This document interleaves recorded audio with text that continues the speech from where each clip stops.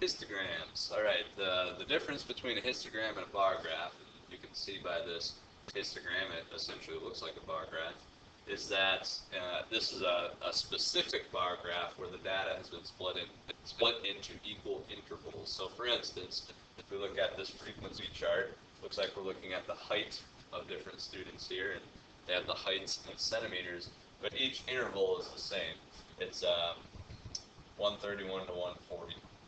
141 to 150, 151 to 160. So there's that difference, the same difference in between the intervals of height that could be. So, do we know the exact height of every student? No, not on this particular table. But we do know how many students fall within a certain interval, and those intervals are equal.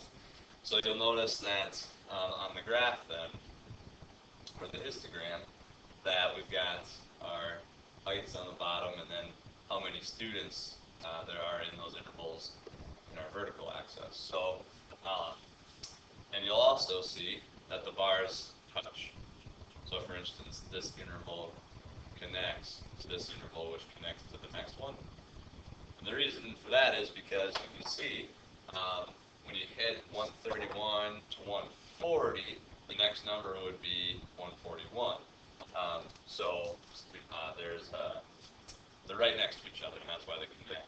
And that's one way you can tell the difference between a histogram and a bar graph, even though they're essentially the same thing. They still come off with a frequency. They come off of frequency. That's how they're determined, or the bars are determined. But like I said, the only difference between this and a regular bar graph is that the intervals are equal. All right, so pretty much the same as a bar graph.